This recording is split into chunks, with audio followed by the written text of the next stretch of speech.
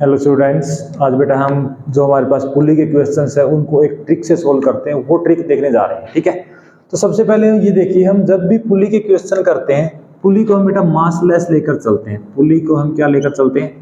Massless. अगर पुली massless है तो बेटा पुली के ऊपर जितने भी फोर्स लग रहे हैं सबका क्या आएगा? देखो, मास जीरो है तो सब फोर्स का नेट फोर्स क्या आएगा? जीरो। और फोर्स जीरो है तो वर्क भी क्या आएगा?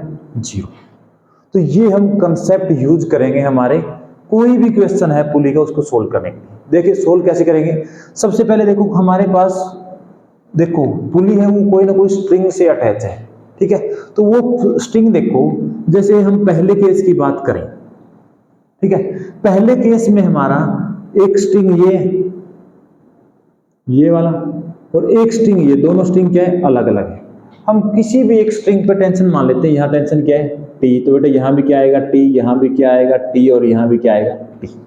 अब देखो, अब हमें क्या करना है? नेट फोर्स जीरो करना है। तो यहाँ 2t टेंशन है तो यहाँ भी बेटा क्या आएगा?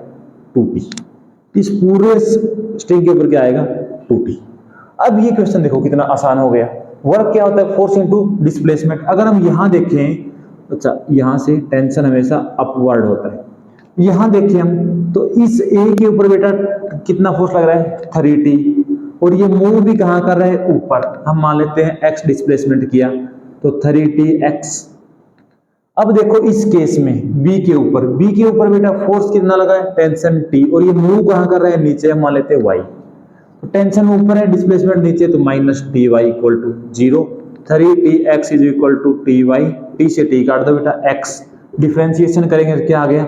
3v, x की वेलोसिटी वी ए है, इस वी वाई वी बी, तो क्या आ गया? V B equal to 3। Means कुछ एक सेकंड में ये क्वेश्चन हमारा सोल्व हो गया। अब हम यहाँ ट्राई करते हैं। देखो यहाँ स्ट्रिंग कितनी है? एक है। एक स्ट्रिंग है तो हर पॉइंट पर टेंशन कितना रहेगा? सॉरी टेंशन अपवर्ड होता है टी और यहाँ टी इस साइड, यहाँ टी इस साइड। अब देखो ये इस साइड मूव कर रहा है। हम मान लेते हैं इसने x डिस्प्लेसमेंट मूव किया, ये ऊपर की तरफ मूव कर रहा है, मान लो y किया, इसने z डिस्प्लेसमेंट मूव किया, ठीक है। अब यहाँ लगाओ आप वर्क वाला।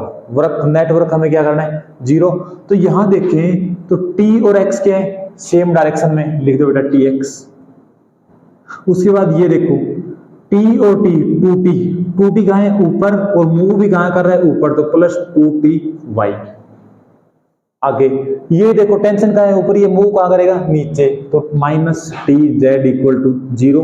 टी जेड को उस साइड लेके गए, इक्वल टी से टी काट दो। एक्स वेलोसिटी वी है, वाई की वेलोसिटी कितनी है? V A. 2va is equal to क्या आ गया? V B. आंसर, ठीक है। मुश्किल कुछ नहीं है, सिर्फ आपको वो लगाने। पहले एक स्ट्रिंग है तो उसके ऊपर जितने भी टेंशन है आप सबको सेम रखो। उसके बाद अगर कोई दूसरी पुली है जो मूव कर रही है, उसके ऊपर आप देखो नेट फोर्स जीरो करना है तो दूसरी स्ट्रिंग पर टेंशन कितना है।